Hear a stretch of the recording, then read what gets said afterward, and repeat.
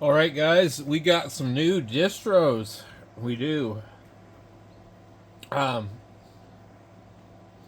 we got a new release of Sparky Linux 8.0. It's not really a new distro, but I don't know why they don't just call it a new development. Underneath it is some other one called Kaizen, maybe? I don't think that one's new either. So what it basically boils down to is Debian 13 came out not long ago, and I think because of that, everybody else is Debian based, you know. Oh, that's pretty neat. Look at this. It's like little USB sticks. What the hell?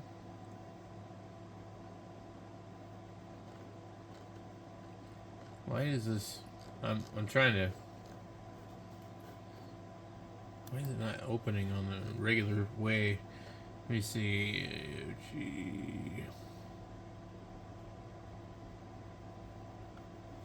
KA. It's not even in here yet.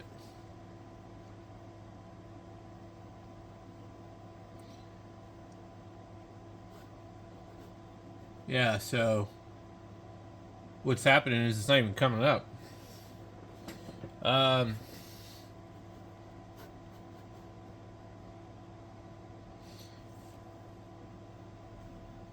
It's Debian based.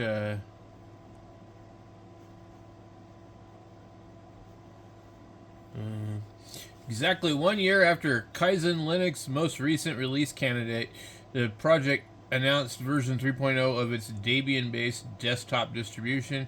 In an unusual move, the release announcement also includes a report that the distribution is being discontinued. Oh, that's lame. Maybe they don't like the way Debian's going. Let's see what else does it say. I would like to begin this blog post by announcing the end of Kaizen Linux project with this latest release. I wish to embark on other professional and personal projects that will take up a considerable amount of my time, and for this reason, I can no longer continue developing Kaizen Linux. This release will therefore be the last. However, security updates will still be provided for 2 years, giving you time to switch to another Linux system and familiarize yourself with a new environment. The announcement goes on to share highlights of the new version. KDE is now default. Blah blah blah blah blah. So anyway, it's not actually even showing up like on the normal thing anymore. Let's go back and see what the other one was. There's a new version of Mint, 22.2 beta. I'm not really a Mint fan. I don't see any advantage to Mint over Ubuntu.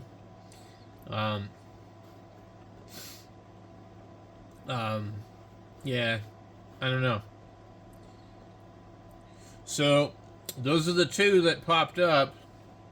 Sparky Linux is good. I like Sparky Linux. And I just would like to see like some people come out with something that's not Linux. Something that's not, using the damn Linux kernel. I mean, come on, man. That crap came out in 1991. And I don't know. See, here's the problem that I see from a distance. You've got the Linux dude, and he seems to be quite controlling. You've got Red Hat and IBM. And IBM has some dirty history, trust me. So, the fact that IBM and Red Hat are involved in every single distribution of Linux because of Xorg or Zorg or whatever you want to call it, Wayland or whatever, that part that communicates with the desktop environment. They have their fingers in everything, which means that your secure Linux is not really as secure as you think it is, and really they could pretty much do whatever they want if they really wanted to. But there's not really, I mean, what other ones are there? I wonder if we can go in here and just look up and see, like, if we wanted to do like, hey, what happens if you click random distribution? Oh, what is this? Oh, I've never seen this.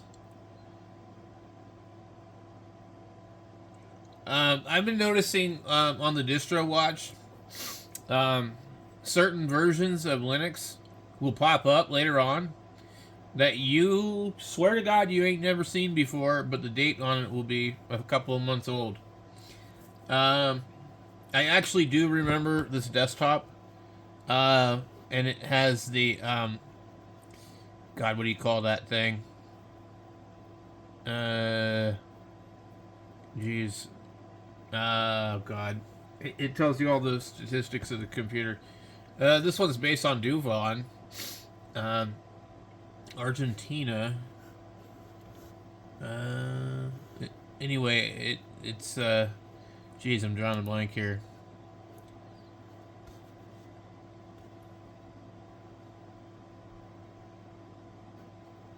Yeah, anyway, I like this little widget. I just can't remember what the hell it's called. Oh, God. I'll remember it after the fact. Anyway, so I'm wondering if there's a way to go in here and just only look at, like, non-Unix or non-Linux kernel stuff. I would imagine that what that would be something, let's click this, something like Slackware or OpenBSD. Let's see. So you got BSD, Solaris, and other OS. Let me see what we get when we just click other OS. The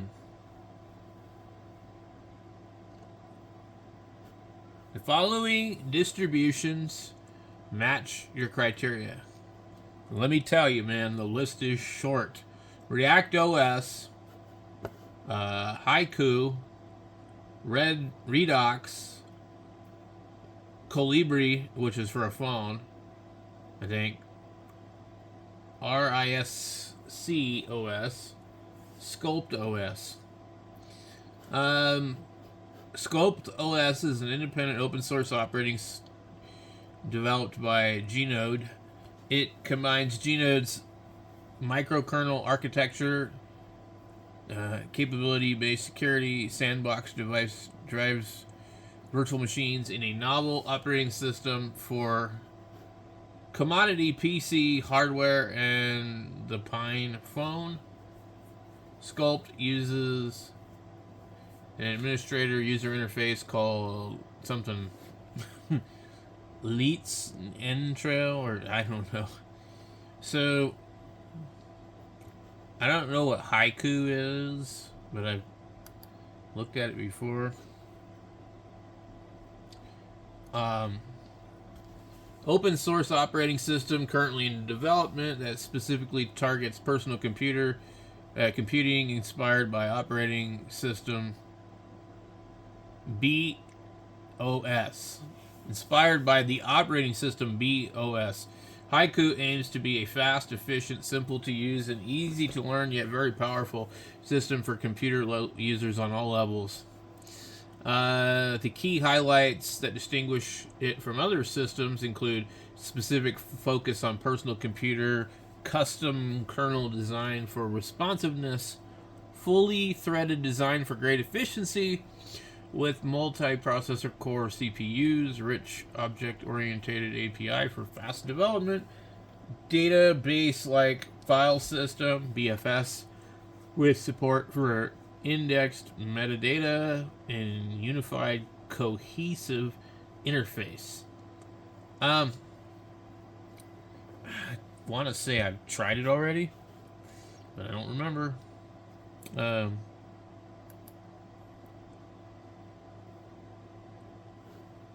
Okay.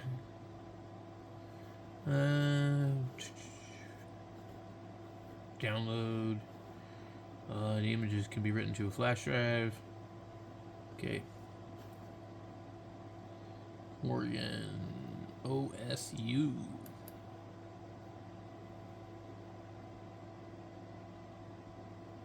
Hey, look!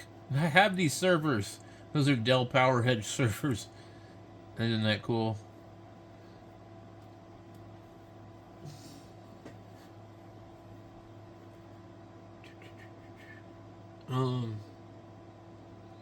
Let's see.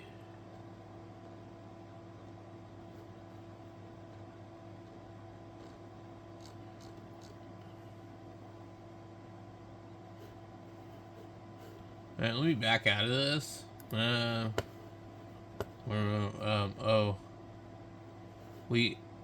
We clicked on it, but it just takes you to this. You're gonna click on. We want the 64-bit ISO. There we go. Cool. Okay. 30 minutes left. That's pretty slow.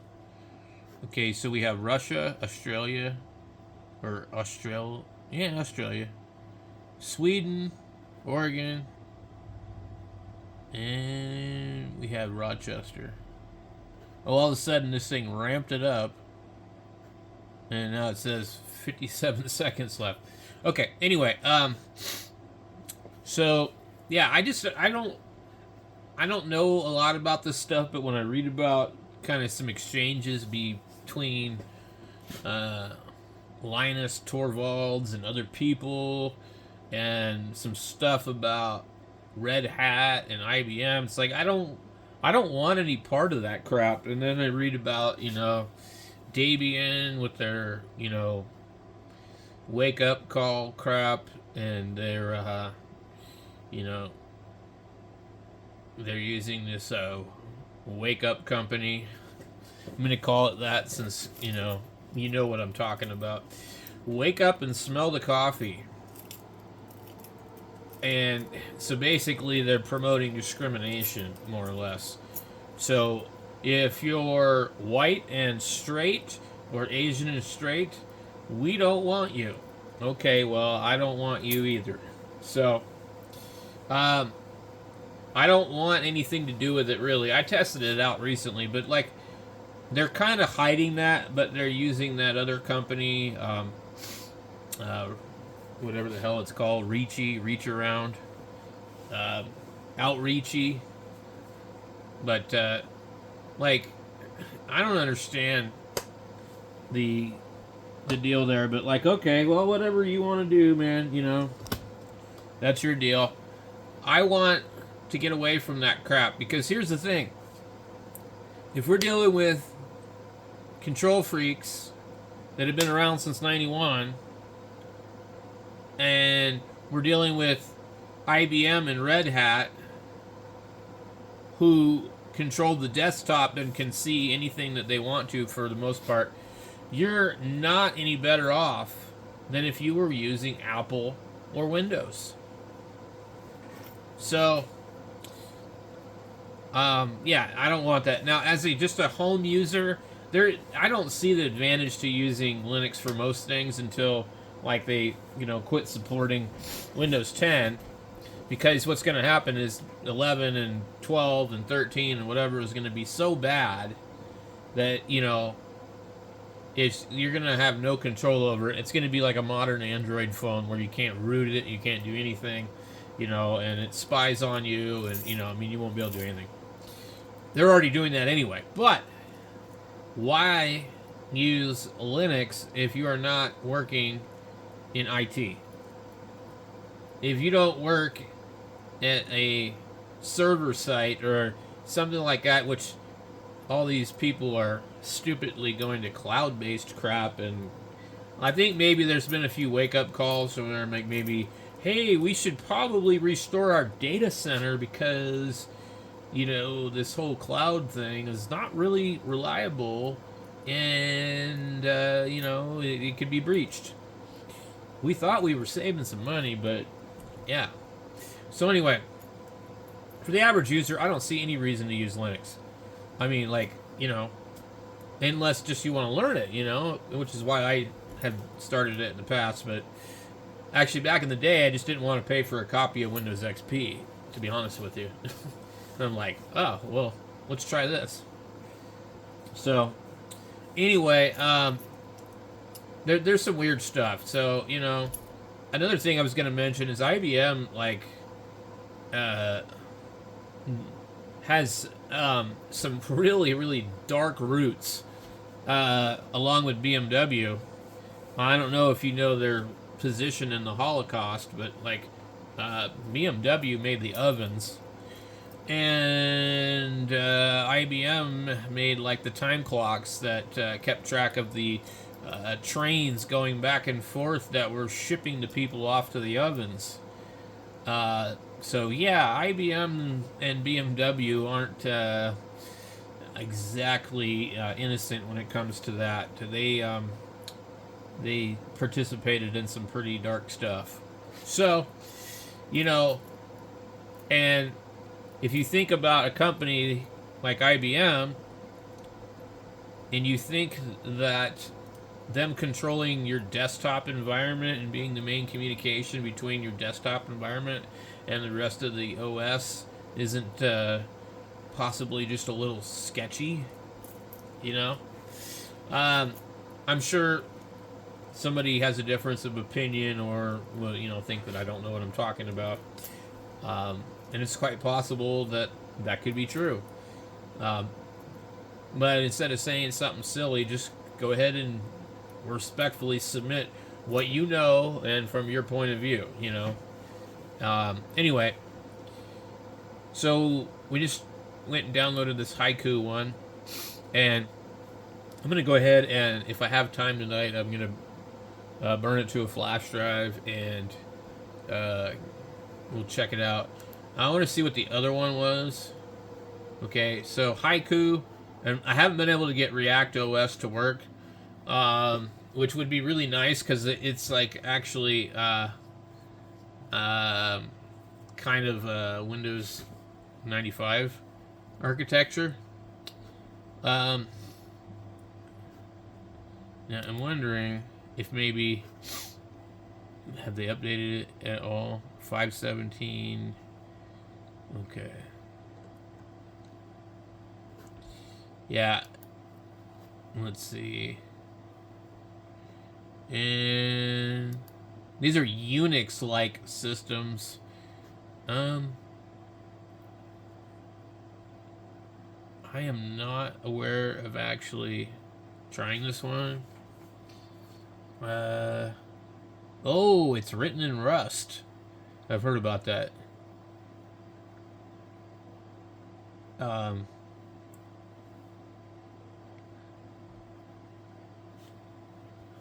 Project also provides a full set of custom programs.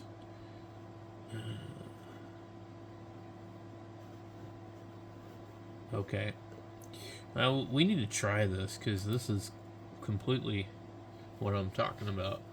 x86-64. Where'd my mouse go? We had a hard drive image, live ISO, hard drive image, 814. Let's see, I'm trying to decipher the 62 megabytes, 32, 36, 141, 360. These are demos. What's the freaking difference? Demo? No, I want the desktop. 814. x86 2025 814. 50 Redux Live ISO ZST. I don't know what the ZST part is. Okay, that's 141 megabytes.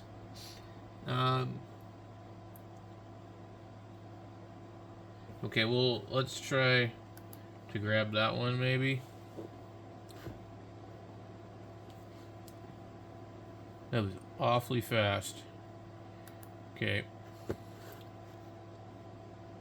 What is a ZST file?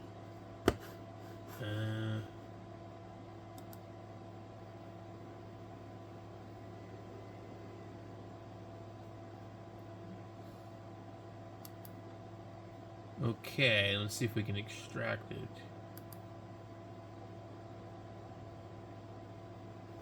And okay, well, so that one should be good. I have another screen above here, sorry guys.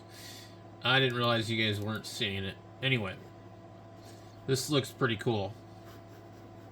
So, we'll try that one out. And then the other one, I don't know what this one is.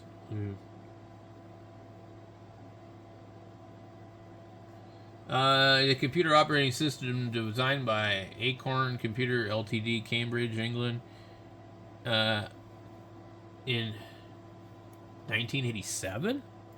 Is that right? Designed by Acorn Computers Ltd in Cambridge, England in 1987. RISC OS was specifically designed to run on the ARM chipset with Acorn, which Acorn had designed concurrently for use in its new line of Archimedes personal computers. It takes its name from RISC, Reduced Instruction Set Computing Architecture Support. Fast, compact, efficient RISC OS is developed and tested by a loyal community of developers and users. RISC OS is not a version of Linux, nor is it in any way related to Windows. It has a number of unique features. Okay, let's get that one too. Yeah, support, download.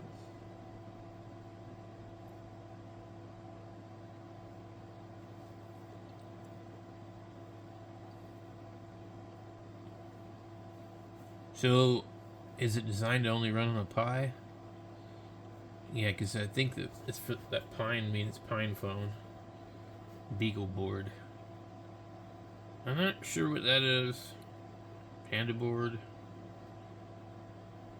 Okay. Let me see. Okay, so it's not really meant for a computer. So we got React, we got Haiku, we got Redux, which is written in Rust, and then Sculpt is also, I think, for a phone.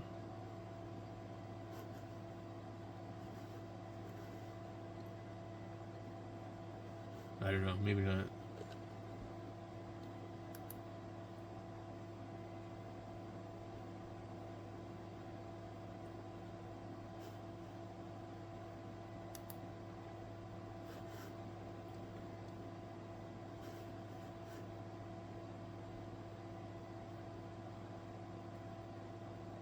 Alright. Well, that's pretty small.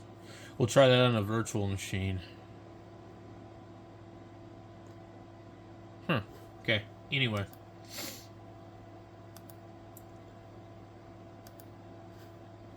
So this is basically... now, let's click these two here. And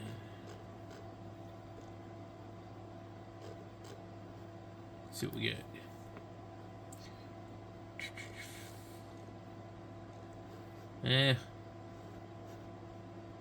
That didn't work right.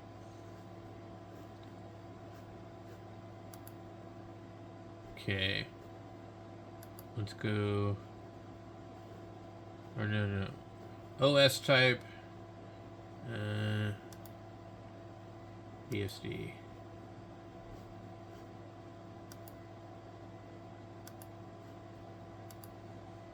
So how many versions of BSD are there?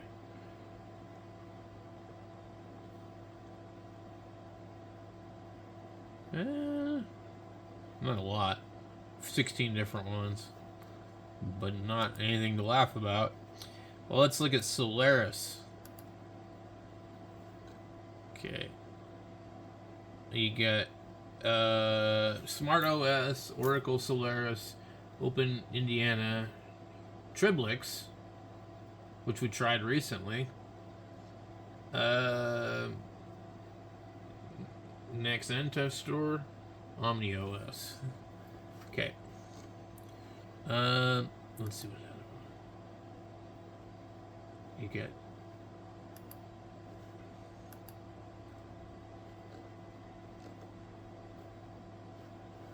Alright, that's pretty much it, guys. So anyway, we'll try those ones later.